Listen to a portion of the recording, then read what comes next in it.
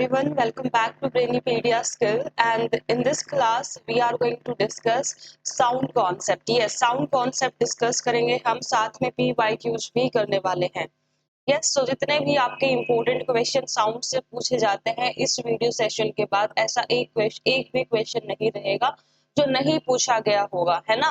तो ये सारे important questions हैं जो repeatedly आपके एग्जाम्स में पूछे जा रहे हैं. तो you should do these questions, right. ये क्वेश्चंस मिस करने का आप रिस्क नहीं ले सकते, है ना. तो ये आज हम करने वाले हैं इस क्लास में. So stay connected till and, है ना. ऐसा नहीं है कि 5 मिनट देखो और बस फिर हो गया, ऐसा तो सिलेक्शन नहीं मिलता, है ना. राइट. तो यस, ओके. सारे ही क्वेश्चंस इक्वली इम्पोर्टेंट हैं जो बार बार पूछे गए हैं पेपर्स में, जो पूछे गए हैं वही हमने इस सेशन में रखे हैं, है ना. Okay. Right. So the question number 1 here we're having is the sound will have the highest velocity in. पूछा गया है कि साउंड की हाईएस्ट वेलोसिटी किस केस में होगी. ए वैक्यूम, बी एयर, सी वाटर, डी स्टील. अब आप देख पा रहे होंगे, देखो वैक्यूम में तो कोई मीडियम है नहीं, और साउंड वेव एक क्या है, मैकेनिकल वेव है, उसको मीडियम चाहिए ट्रेवल करने के लिए. तो वैक्यूम में तो कितनी ही स्पीड नहीं होगी, साउंड वेव ट्रेवल ही नहीं करेगी वैक्यूम से, तो है ना. सो वैक्यूम तो यहाँ पे हो ही नहीं सकता. उसके बाद बात करते हैं लिक्विड में ज्यादा होगी या सॉलिड में ज्यादा होगी या वाटर में ज्यादा, सॉरी गैस में ज्यादा होगी. अगर ये आपको पता चल गया तो आप इजिली आंसर कर पाओगे. तो जो स्पीड है एयर की वो वेरी करती है मीडियम टू मीडियम, है ना. सो साउंड वेव जो है वो ट्रेवल करती है सबसे ज्यादा गैसेस में. उसके बाद it travel faster in liquid and then solid, right. Yes, fastest in solid. So this sound travels most slow in gases. उसके बाद उससे फास्ट ट्रेवल करेगी लिक्विड में और उससे फास्ट ट्रेवल करेगी सॉलिड में. तो सबसे फास्टेस्ट आप स्पीड बोलोगे उसके लिए आपको ऐसा ऑप्शन देखना होगा, उसके लिए ऐसा ऑप्शन देखना होगा जो सॉलिड ऑप्शन हो, है ना, जिसमें जो गिवन मीडियम हो वो सॉलिड हो. तो सॉलिड मीडियम वाला जो होगा मीडियम आपका, वो राइट आंसर रहेगा, क्योंकि जो सॉलिड मीडियम है उसी मीडियम में जो साउंड वेव्स हैं वो मैक्सिमम स्पीड से ट्रेवल करती हैं. यस एवरीवन, इतना समझ में आया. तो अब यहाँ पे देखो एयर वाटर स्टील, इनमें से कौन सा, आपको बस ये देखना है कि कौन सा सॉलिड है और आपका आंसर फाइनल. तो यहाँ पे कौन सा है सॉलिड, जरा देखो एक बार, सॉलिड कौन सा है इनमें से. यस, जो सॉलिड होगा वही आपका फाइनल आंसर होगा. सो आप बोलोगे कि स्टील है सॉलिड, ये स्टील आपका फाइनल आंसर होगा. वाटर लिक्विड है और एयर गैस है ना. तो सबसे ज्यादा जो हाईएस्ट वेलोसिटी बोल लो, स्पीड बोल लो, साउंड वेव की जो सबसे हाईएस्ट वेलोसिटी या स्पीड रहेगी वो सॉलिड मीडियम में रहेगी, और सॉलिड ऑप्शन हमारे पास यहाँ पे स्टील दिया गया है. तो स्टील यहाँ पे राइट आंसर रहेगा. For example, sound travels at 331 meter per second in air. It travels at 1531 meter per second in seawater and at 5950 meter per second in iron. Right? तो सबसे ज्यादा स्पीड आपको सॉलिड में देखने को मिलती है. Then the velocity of sound in air is approximately.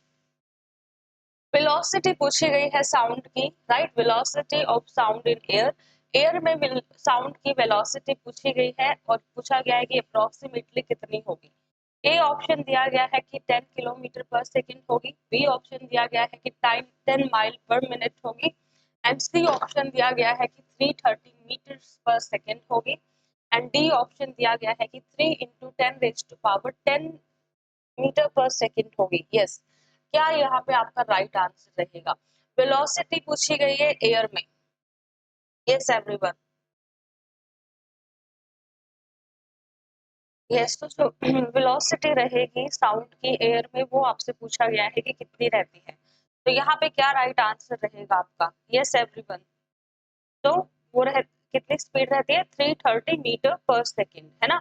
330 metre पर सेकंड वेलोसिटी रहती है साउंड की एयर में. तो 330 मीटर पर सेकंड यहाँ पे आपका राइट आंसर रहेगा. उसके बाद बात करते हैं नेक्स्ट क्वेश्चन की, जिसमें पूछा गया है कि the velocity of sound is maximum इन. पूछा गया है कि कहाँ पे आपको मैक्सिमम स्पीड देखने को मिलेगी साउंड की, कहाँ आपको मैक्सिमम वेलोसिटी देखने को मिलेगी। ए ऑप्शन दिया गया है एयर, बी ऑप्शन दिया गया है लिक्विड, सी ऑप्शन दिया गया है मेटल एंड डी ऑप्शन दिया गया है वैक्यूम। यहाँ पे आपको राइट आंसर सेलेक्ट करना है।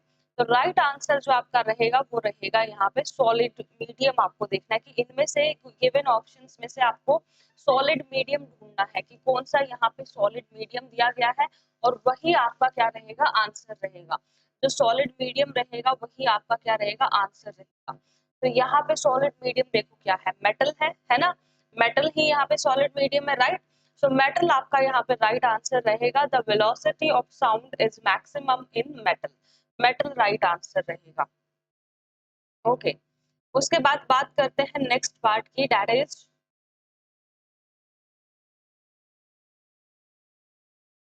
नेक्स्ट पूछा गया है कि if V A V W and V S are respectively the speed of sound in air then if and steel, then ये आपसे पूछा गया है कि क्या ऑर्डर रहेगा, राइट, क्या ऑर्डर रहेगा वेलोसिटी के इंक्रीज का। तो आपको पता है कि सॉलिड में सबसे ज्यादा स्पीड रहती है, उसके बाद आता है उसके बाद आएगा वाटर एंड उसके बाद एयर, राइट।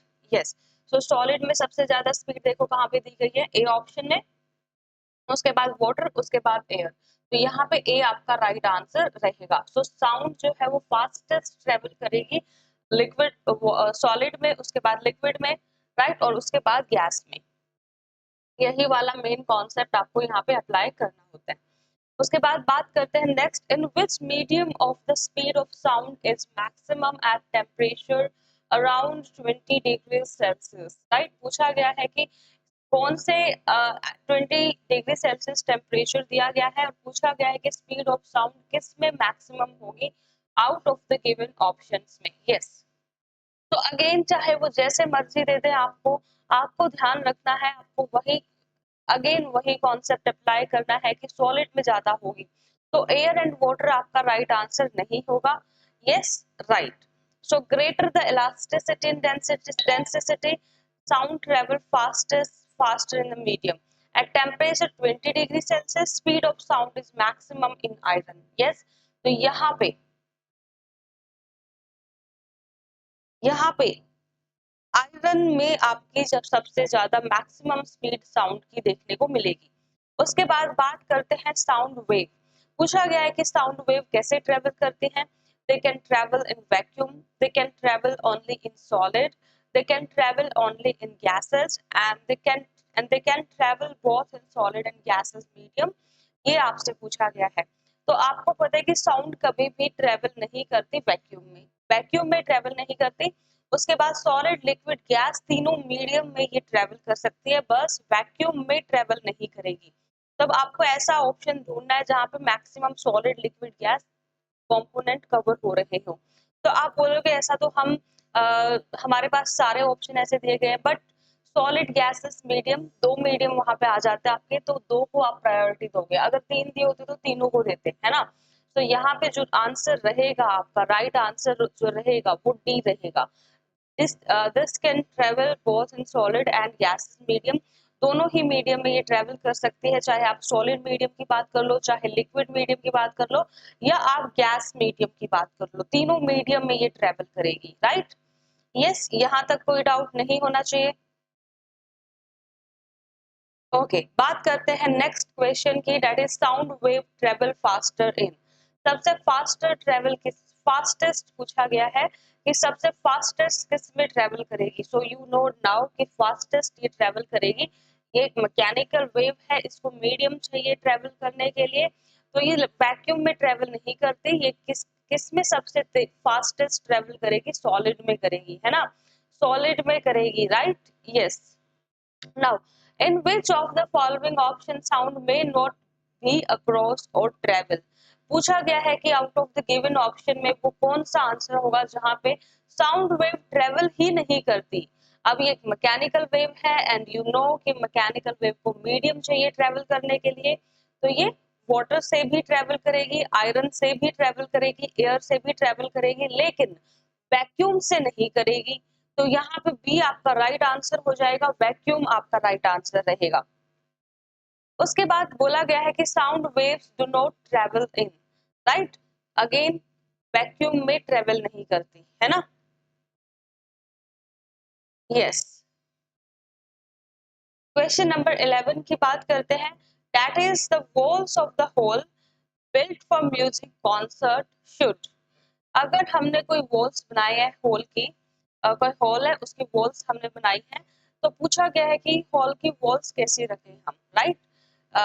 म्यूजिक कॉन्सर्ट के लिए मेनली वो हॉल डिजाइन किया गया है, और आपसे पूछा गया है कि किस टाइप की वॉल रखें। ए, साउंड को एम्पलीफाई करने वाली, बी, साउंड को ट्रांसमिट करने वाली, सी, साउंड को रिफ्लेक्ट, एंड डी, एब्जॉर्ब करने वाले। तो आपको यहाँ पे बताना है कि क्या आपका कॉन्सेप्ट रहेगा। म्यूजिक कॉन्सर्ट आपने बनाया है और वहां पे आपको वॉल्स बनानी है, तो किस टाइप की वॉल्स वहां पे आप बनाओगे। So if the walls of concert hall reflect the sound, then audience hear the echo sound, right? ये क्या है? अब देखो, अगर साउंड रिफ्लेक्ट करी, राइट, अगर हॉल की वॉल ने साउंड रिफ्लेक्ट करी तो वहां पे तो इको हो जाएगा, राइट, इको हो जाएगा, ऑडियंस को इको सुनने को मिलेगा, राइट। तो हमें रिफ्लेक्ट वाली साउंड तो नहीं बनानी है, हमें इसलिए सरफेस वॉल्स वाली, हमें सॉफ्ट सरफेस वॉल्स रखने हैं उसके लिए, है ना। यस, जिसकी वजह से क्या है, वो जो साउंड है वो रिफ्लेक्ट ना हो, एम्पलीफाई ना हो, क्या हो जाए, वो एब्जॉर्ब हो जाए। तो हमें ऐसी वॉल्स बनानी है जो कि साउंड को एब्जॉर्ब कर ले, ताकि वहां पे किसी भी टाइप का प्रॉब्लम ना हो, कोई इको की प्रॉब्लम वहां पे आपको ना हो। तो हम यहाँ पे जो बनाएंगे दैट इज डी वाला option is right, D option is right, absorb sound option is the right answer. Okay, बात करते हैं क्वेश्चन नंबर 12 की, जिसमें पूछा गया है कि which of the following is a cause of ego. Ego का मेन कॉज पूछा गया है आपसे कि क्या कॉज रहेगा ईगो का। सो ए ऑप्शन दिया गया है absorption of sound, B option दिया गया है transmission of sound, and C option दिया गया है reflection of sound, and D option दिया गया है रिफ्रैक्शन ऑफ साउंड। तो इको का कॉज पूछा गया है। सो इको एक ऐसी साउंड होती है जो कि साउंड वेव के रिफ्लेक्शन से बनती है ना। So echo is a sound caused by the reflection of sound wave from a surface back to the listener, है ना। तो ये साउंड के रिफ्लेक्शन से हमें इको देखने को मिलता है, सुनने को मिलता है। It is the reflection of sound arriving at listeners sometime after the direct sound. So echoes are a result of reflections when a sound wave come into contact with a boundary, particularly a flat and hard surface. Basically a reflection of sound causes echo, right? Yes. So यहाँ पे जो आपका right answer रहेगा इस question के लिए that is reflection of sound, यहाँ पे आपका right answer रहेगा जो कि echo के लिए responsible रहता है। Yes. तो इको के लिए जो रिस्पॉन्सिबल रहता है वो रहता है रिफ्लेक्शन ऑफ साउंड। नेक्स्ट बात करते हैं क्वेश्चन नंबर 14 की। Yes, how much should minimum distance be between source of sound and reflecting surface so that an echo can be heard clearly. पूछा गया है कि कितना आप डिस्टेंस रखोगे साउंड के बीच में एंड रिफ्लेक्टिंग सरफेस के बीच में, ताकि जो इको है उसको आप क्लियरली सुन सको, है ना, उसको आप क्लियरली सुन सको। वो आपको डिस्टेंस बताना है कि कितना डिस्टेंस वहां पे रखा जाता है, राइट। यस,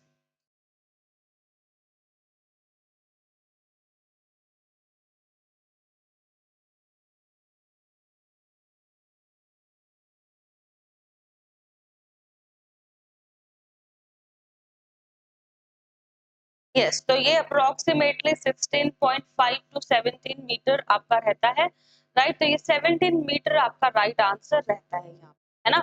16.6 और 17 मीटर कुछ डिस्टेंस होता है साउंड के सोर्स के बीच में एंड रिफ्लेक्टिंग सरफेस के बीच में, जिससे हमें क्या है, इको सुनाई देता है ना, इससे हमें इको सुनाई देता है।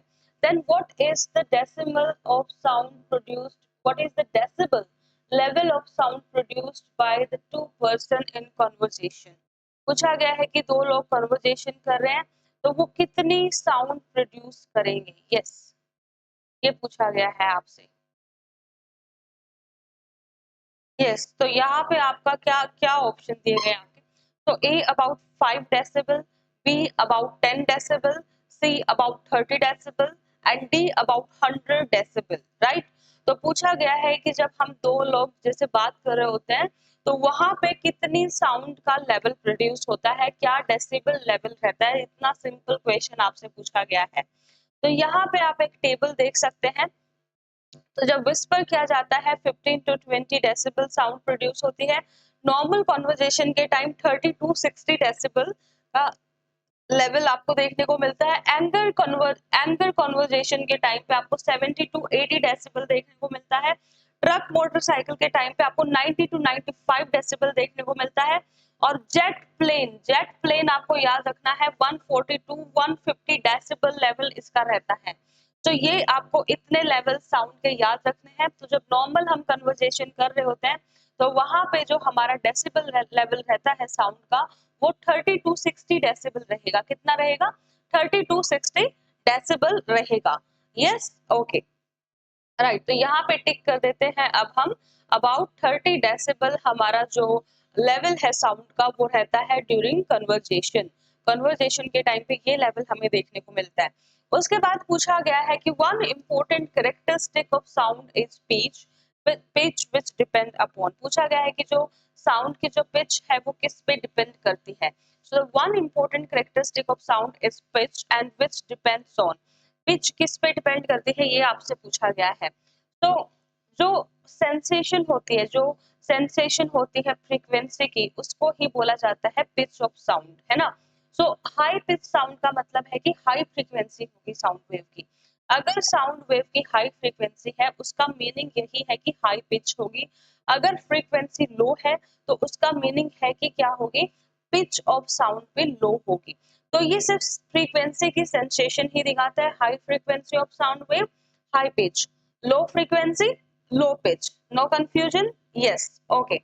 सो यहाँ पे अब हाई पिच का मतलब है कि रैपिड ऑसिलेशन हो रहे हैं पार्टिकल्स के। लो का मतलब है कि स्लो ऑसिलेशन हो रहे हैं। तो अब यहाँ पे आपका जो राइट आंसर रहेगा वो आपको पता चल ही गया होगा। यहाँ पे right answer is the B, frequency, है ना? फ्रीक्वेंसी आपका राइट आंसर रहेगा। ओके, अब हो सकता था यहाँ पे वो वेवलेंथ दे दे तो आप वेवलेंथ चूज करते, है ना? ओके, उसके बाद question number 17 is the shrillness of sound is determined bye. पूछा गया है कि जो साउंड की जो श्रिलनेस होती है, जैसे अभी हमने पिच किया वैसे ही एक और फैक्टर होता है श्रिलनेस। तो अब पूछा गया है कि shrillness of sound is determined by. क्या डिटरमिन करता है साउंड की श्रिलनेस को? A velocity of sound, B amplitude of sound, C wavelength of sound, D more than one of the above and E none of the above. यहाँ पे आपको right answer select करना है। So it is true that shrillness of sound is determined by its frequency. अब देखो जो shrillness है वो भी कौन डिटरमिन करता है? फ्रीक्वेंसी ही बताता है कि कितनी श्रिलनेस होगी। अब आप बोलोगे कि फ्रीक्वेंसी तो ऑप्शन में दिया ही नहीं, है ना? फ्रीक्वेंसी तो है ही नहीं ऑप्शन में। तो फ्रीक्वेंसी हो या वेवलेंथ हो दोनों पे डिपेंड करेगी। अगर कोई चीज फ्रीक्वेंसी पे डिपेंड कर रही है तो ऑटोमेटिक वो वेवलेंथ पे डिपेंड कर रही है, क्योंकि फ्रीक्वेंसी वेवलेंथ का रिलेशन आपको पता है कि जब वेवलेंथ ज्यादा होगी तो फ्रीक्वेंसी कम होगी, और वेवलेंथ कम होगी तो फ्रीक्वेंसी ज्यादा होगी। तो कोई चीज अगर फ्रीक्वेंसी के बढ़ने से बढ़ रही है तो वो वेवलेंथ के बढ़ने से कम होगी, है ना? क्योंकि से ये अपोजिट रिलेशन रहता है फ्रीक्वेंसी का और वेवलेंथ का। तो फ्रीक्वेंसी जब इंक्रीज होती है तो वेवलेंथ डिक्रीज होती है, राइट? और जब फ्रीक्वेंसी डिक्रीज होती है तो वेवलेंथ बढ़ती है। अब श्रिलनेस कब ज्यादा होगी? जब फ्रीक्वेंसी ज्यादा होगी, मतलब वेवलेंथ कम होगी, है ना? सो वेवलेंथ पे डिपेंड कर रही है ना, तो यहाँ पे जो राइट आंसर आपका रहेगा वो रहेगा C, that is the wavelength of sound. ये वेवलेंथ ऑफ साउंड पे भी डिपेंड करेगी जो भी श्रिलनेस रहेगी साउंड की, है ना? सो वेवलेंथ पे डिपेंड करेगी डायरेक्टली। ये आपको याद कर लेना है। उसके बाद बात करते हैं नेक्स्ट पार्ट की, that is consider the following statements about ultrasonic waves. Ultrasonic waves के बारे में ये स्टेटमेंट्स को कंसिडर करो एंड देन आंसर करो। Number 1, they can destroy insect. बोला गया है कि जो अल्ट्रासोनिक वेव है बोल रहे हैं कि वो इंसेक्ट को क्या कर देते हैं, डिस्ट्रॉय कर देती हैं। उसके बाद they can clean cloth by removing the dust. Yes, yes. So जो अल्ट्रासोनिक वेव है, जो पहला ऑप्शन दिया गया है कि they can destroy insect, yes वो इंसेक्ट को डिस्ट्रॉय कर देती है, क्योंकि यहाँ पे आप देखो साउंड वेव की ना डिफरेंट डिफरेंट कैटेगरीज होती हैं। एक तो होती है ऑडियो ऑडिबल वेव, दूसरी होती है इंफ्रासोनिक वेव, एंड फिर आती है अल्ट्रासोनिक वेव। अल्ट्रासोनिक वेव की जो फ्रीक्वेंसी होती है वो सबसे ज्यादा होती है, अप्रोक्सीमेटली 20,000 हर्ट्ज से भी क्या होती है, ज्यादा रहती है। तो अगर इतनी ज्यादा हाई फ्रीक्वेंसी की वेव्स आएंगी तो वो इंसेक्ट को क्या कर देंगी, डिस्ट्रॉय कर देंगी, है ना। उसके बाद they clean clothes bye removing the dust, yes dust को भी रिमूव कर देंगी। उसके बाद डिजीज डिजीज ट्रीटमेंट में पूछा गया है, यस डिजीज ट्रीटमेंट में भी इनका आपको देखने को मिलता है। They can control automatic doors, automatic doors को भी कंट्रोल किया जा सकता है अल्ट्रासोनिक वेव से। इसके अलावा एयरक्राफ्ट के डिटेक्शन में, सबमरीन में, सी सी की डेप्थ को डिटरमिन करने में भी हम क्या यूज करते हैं, अल्ट्रासोनिक वेव्स का यूज करते हैं। अल्ट्रासोनिक वेव्स की फ्रीक्वेंसी आपको याद रखनी है, कितनी होगी, मोर देन 20,000 हर्ट्ज। ऑडिबल की क्या रहेगी, ऑडिबल की रहेगी 20 to 20,000, और इंफ्रासोनिक की क्या रहेगी, लेस देन 20 रहेगी। ये आपको याद रखना है, और अल्ट्रासोनिक की मोर देन 20,000 रहेगी। इस तरह से आपको याद कर लेना है, राइट। इस ओके, तो इस क्वेश्चन का जो आंसर रहेगा वो ऑल आर करेक्ट रहेगा। इसका डी आंसर रहेगा, that is all are correct, right, all are correct.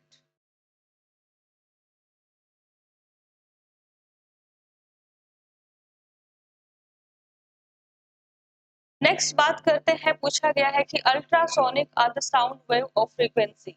Ultrasonic sound waves की फ्रीक्वेंसी आपसे पूछी गई है, तो वो आपको पता है कि ये ग्रेटर देन 20,000 हर्ट्ज आपको देखने को मिलती है। तो ए ऑप्शन यहाँ पे आपका राइट ऑप्शन रहेगा। उसके बाद पूछा गया है कि what is the Audible range, that is the hearing range of human. Human की जो ऑडिबल रेंज है, जो हियरिंग रेंज है, वो आपसे पूछी गई है। तो ह्यूमन की जो ऑडिबल रेंज है और जो हियरिंग रेंज है वो कितनी होगी, यस क्या आंसर रहेगा यहाँ पे, तो वो 20 to 20,000 रहती है। ये आपका 24 का ए आंसर रहेगा। बात करते हैं नेक्स्ट क्वेश्चन की, that is which of the following rays waves are used to know the growth of fetus in the womb. Yes, अगर वूम में हमें फीटस की ग्रोथ का पता लगाना है तो हम कौन सी यहाँ पे वेव्स या रेज का यूज करेंगे, ये आपको यहाँ पे बताना है।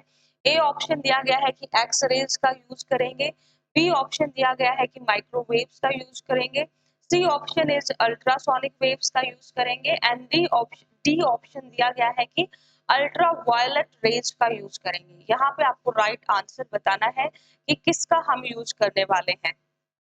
यस, तो राइट आंसर क्या रहेगा, अल्ट्रासोनिक वेव्स, है ना। तो अ, वो क्या अल्ट्रासोनिक वेव्स, राइट, अल्ट्रासाउंड किया जाता है ना, तो वहां पे अल्ट्रासोनिक वेव का यूज किया जाता है। तो यहाँ पे जो आंसर रहेगा सी, सी आपका यहाँ पे राइट आंसर रहेगा, अल्ट्रासोनिक वेव्स राइट आंसर रहेगा। उसके बाद पूछा गया है कि bats can fly during the night and also the prey, this is because, bat हैं जो वो फ्लाई कर सकते हैं रात के टाइम, और प्रे भी, तो वो क्यों कर सकते हैं उस टाइम पे फ्लाई, क्योंकि वो अल्ट्रासोनिक वेव्स प्रोड्यूस करते हैं, इसलिए वो फ्लाई कर सकते हैं, और अल्ट्रासोनिक वेव्स उन्हें गाइड करती हैं। तो यहाँ पे जो राइट आंसर रहेगा वो डी रहेगा, they produce ultrasonic wave and are guided by them. Yes, उसके बाद बात करते हैं नेक्स्ट क्वेश्चन की, that is the question number 31, that is which of the following is the effect of the flight of supersonic jet. Supersonic jet के fly होने से क्या इफेक्ट आएगा एटमॉस्फेयर पे, नंबर ए एयर पोल्यूशन होगा, number B eye disease होंगी, C depletion in ozone layer रहेगा, D none of these. तो ये स्ट्रेटोस्फीयर को मोस्टली अफेक्ट करेगा, दैट इज ओजोन लेयर को ये डिप्लीट करेगा, है ना। तो यहाँ पे जो मेन पोल्यूशन हो रहा है वो स्ट्रेटोस्फीयर में हो रहा है, और वहां पे हमारी ओजोन लेयर है, तो ये वहां पे ओजोन की डिप्लीशन करता है। सो 31st का जो राइट आंसर रहेगा वो ओजोन डिप्लीशन रहेगा, depletion in ozone layer, right, ये आपका यहाँ पे राइट आंसर रहेगा। With this, we have discussed all the important questions of sound. I think आपको वीडियो हेल्पफुल लगी हो, right? If you find this video helpful, do like, share, and subscribe the channel. Stay connected with Brainipedia skill. Prepare well. We'll meet in next session with a new topic.